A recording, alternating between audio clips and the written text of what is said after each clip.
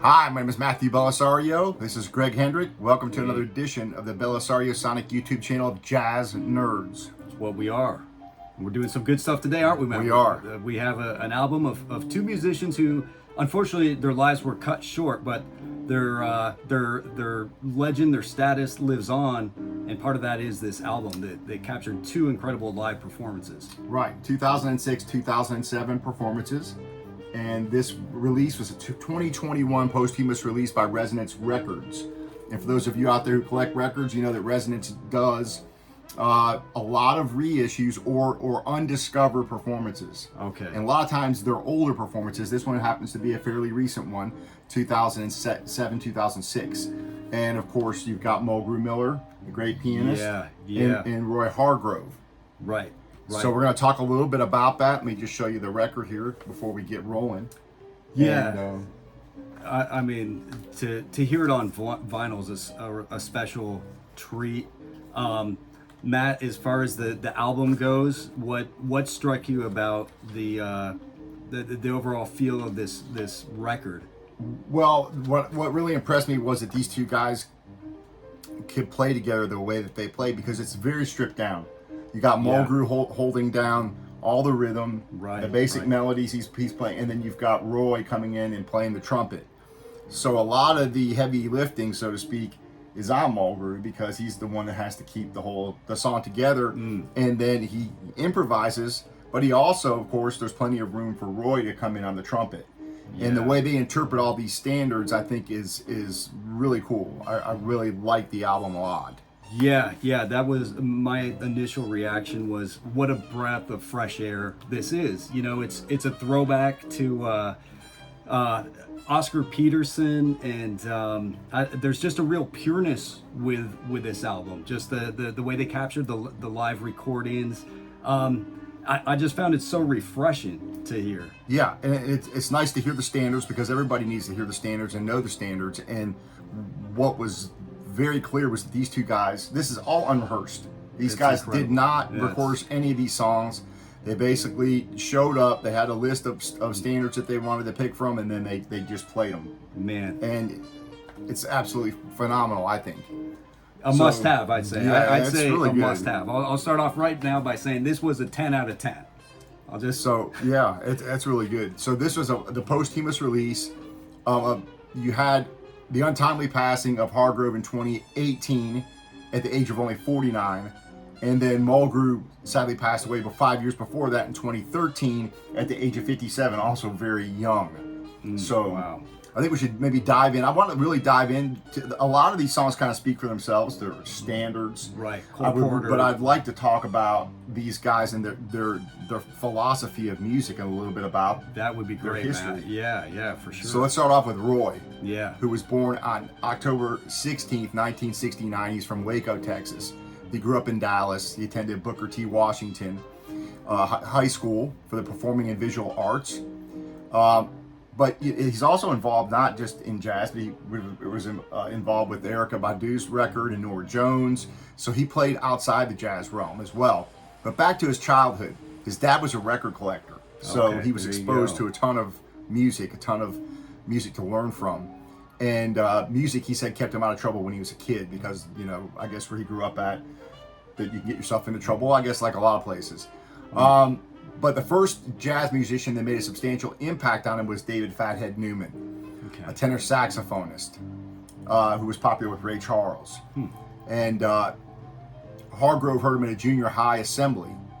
But how Hargrove got discovered, if some of you don't know, was by Wynton Marsalis in 1987, when there was a clinic at Booker T. Washington. And Marsalis was so impressed with him that he said that he was going to invite the trumpeter to sit on a gig at Fort Worth. In Fort Worth, that's right, yeah. And so Hargrove went to college, went to the Berklee School, College of Music, which a lot of these guys were finding out went to Berklee.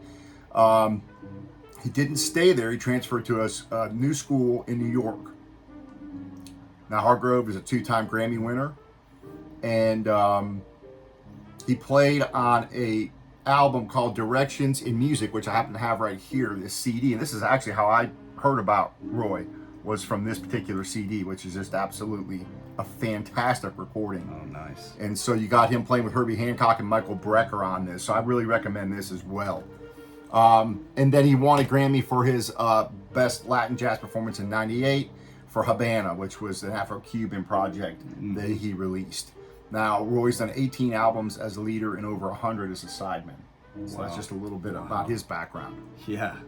Now, his influences, or do you want to talk a little bit about Mulgrew's bio, and then we'll go hit the philosophy? Yeah. Let's I'll get into that a little bit. Just go over some of the notes I have on Mulgrew, because I didn't know that much about him at all. I didn't either. But another from the South, Mississippi, and growing up, he was performing in churches, and he was influenced by Ramsey Lewis, and then of course Oscar Peterson.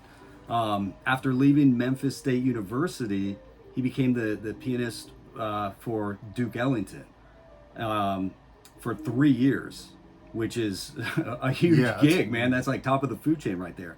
And he did a lot of recordings with Betty Carter, the great vocalist. And then he played with Woody Shaw for 3 years, as well as Art Blakey's Jazz Messengers, right? Which is, man, like, I mean, you can't get anywhere higher than that level. So then he started doing some of his own recordings, but he played with jazz drummer Tony Williams and started recording under his own name. He was the director of jazz studies at William Patterson University from 2005, and continued to play and tour internationally with other high-profile figures until his death from a stroke at the age of 57 in 2013. Critic Ted Pankin observed in 2004 that Miller finds ways to conjure beauty from pentatonics and odd intervals, infusing his lines with church and blues strains and propelling them with a joyous, incessant beat. John Fordham in The Guardian commented that Miller's melodic fluency and percussive chord work recalled Oscar Peterson, but with glimpses of the harmonically freer methods of McCoy Tyner. So this was a great one, and it's a tragedy we lost him. So yeah, early. and I found it interesting that he grew up playing in the church, but he said what changed his life completely, that where he knew he was going to be a professional jazz pianist, was when he heard Oscar Peterson. Yeah. Oh yeah. He heard Oscar Peterson at the age of 14, and he said, "I knew that then I was going to be a jazz pianist." Right. So. Yeah. That was a huge influence in his life. Let me just leave you with one more quote from Miller describing his own attitude towards music. This is really interesting. He says, "I worked hard to maintain a certain mental and emotional equilibrium. It's mostly due to my faith in the Creator. I don't put all my eggs in the basket of being rich and a famous jazz guy. That allows me a certain amount of freedom because I don't have to play music for money. I play music because I love it." Yeah. And that's truly what we hear in these recordings, a true love, a true And that's joy. the same thing with both of these guys. Roy is the same way. And I'm going to talk a little bit about Roy's philosophy, because I watched several interviews with him. Yeah. And to really kind of gauge where this guy was coming from, because he had his roots also in church music, but rooted in jazz. But then he gets into all this popular music as well, and adds his own 2 cents, for lack of better even words. hip hop, dare I say, Matt? Yeah, and he does it, man. But He does it yeah. right. He does it right though. So let's talk about his influences and the philosophy, because I find that we can talk about these songs, and a lot of these are standard, so there's not a lot that needs to be said, but we will comment on those briefly. But I want to talk about what drives these guys. In other words, when you listen to this is a clinic for anybody that loves jazz, if you're just a fan. And it's a clinic for any jazz musician, no matter what instrument they play. This is a clinic to sit down and listen to. But where does this come from? Well, first of all, his musical influences are, of course, Dizzy Gillespie, Freddie Hubbard, and Miles Davis. Those three are Roy's top influences. He was also a very spiritual person. He said he looked at himself as a vessel who God worked through. He said, "It's all spiritual. It's nothing I take credit for," which is a rarity for people to say that today, because you get ridiculed about that nowadays. Right. But he says the biggest thing was sitting down listening to the Masters at a club called Bradley's in Greenwich Village.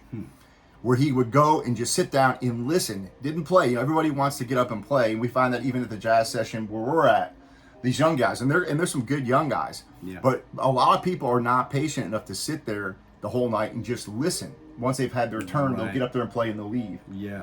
And I think they're missing out on a lot. I mean, I learn a ton of stuff just sitting there watching these guys, watching the guys that are playing. Yeah, we see some of the older guys hosting, that stay around just to listen, just for the sake of listening. Yeah. So he says also learning the piano was a huge game changer, and you hear that from Dizzy as well. And most of these people that play other instruments are at least fairly versed in the piano, because that's what really the whole concept of the layout of the notes and what you're playing comes from. The piano is very nicely laid out to where you can see how everything is placed, versus like a guitar or something else. But he says music should be fun, beautiful, and you're always a student. So when they asked him for what advice they had for young musicians, he said you have to always be a student. You have to go back to the standards, get back to the basics, learn the many ways to approach the standards, because it's endless. These standards are such great songs that it's endless almost on how you can interpret them. Yeah. He said this, I thought I knew how high the moon, until he had a gig with Betty Carter and she called it in the key of B. And he said he had no clue what to do. So he's, love it. He says students don't know the Great American Songbook. You have to learn the masters like Dexter Gordon, Thelonious Monk, Charlie Parker. He says I have a melodical approach to everything.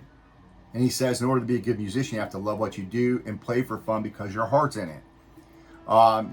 He says this, in his eyes, he says, I don't get paid to play music. You know what I get paid for? It's the aggravation of the gig.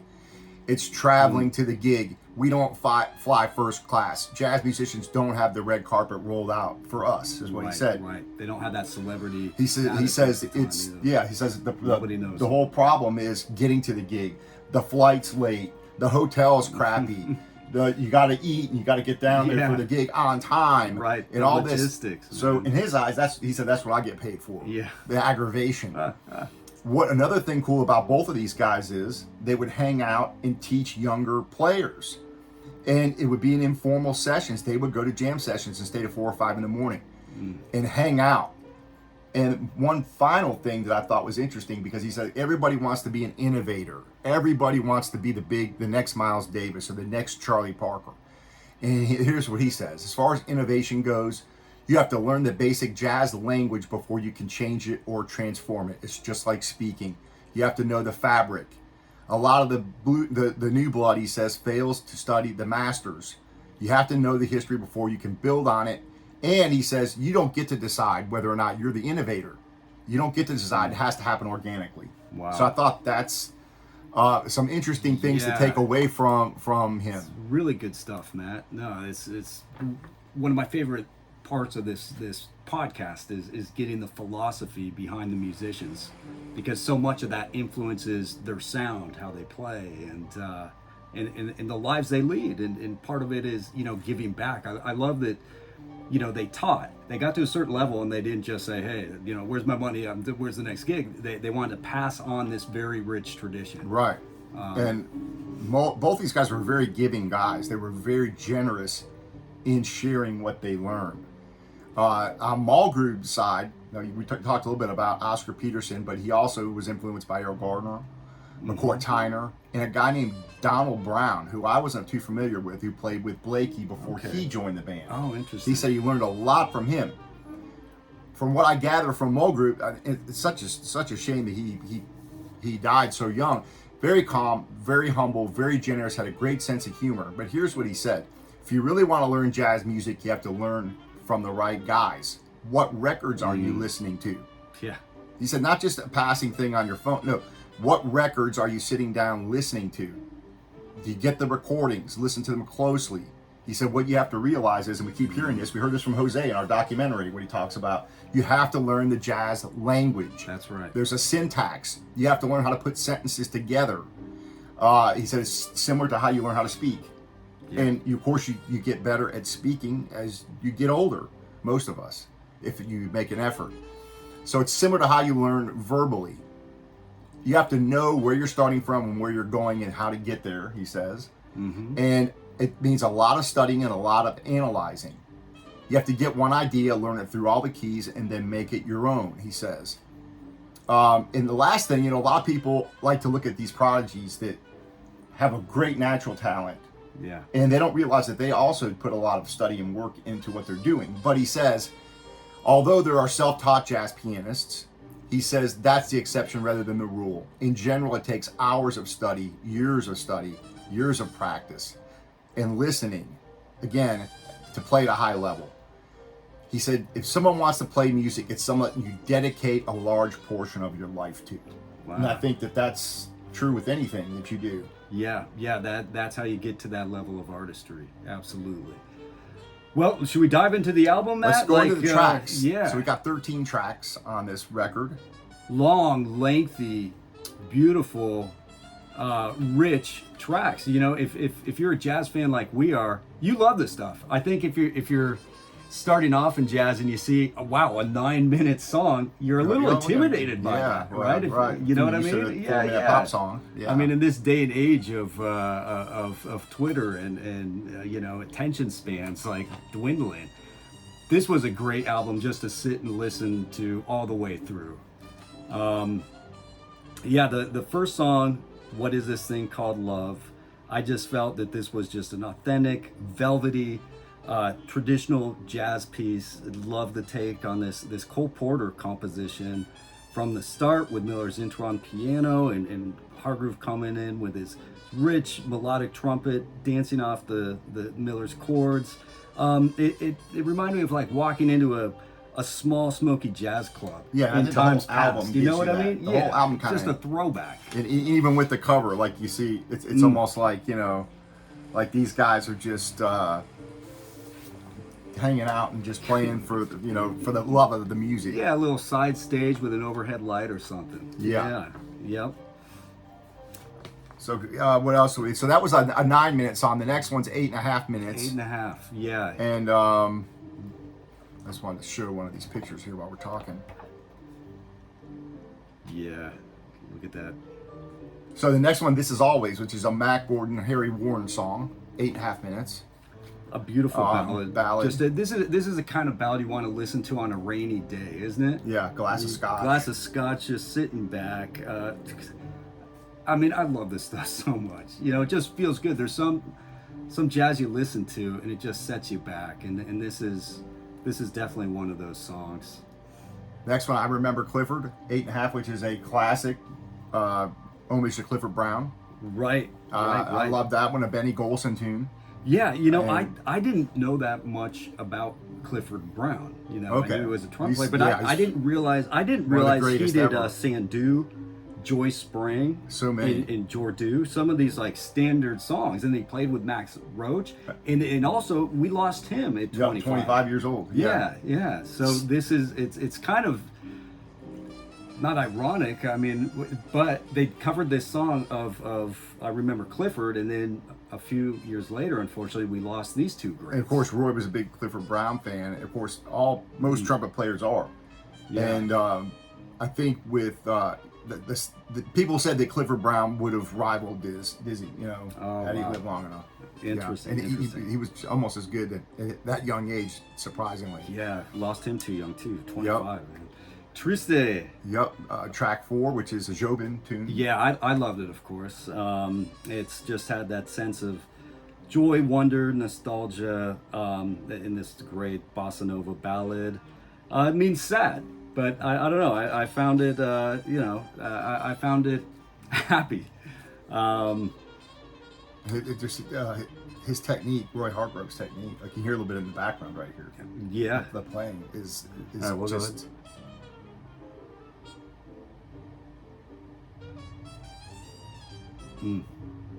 So I like that tune as well. 8.5 minutes there. All these are nice, lengthy interpretations of these standards. Next one's Invitation at 8 minutes, a Caper and Webster song.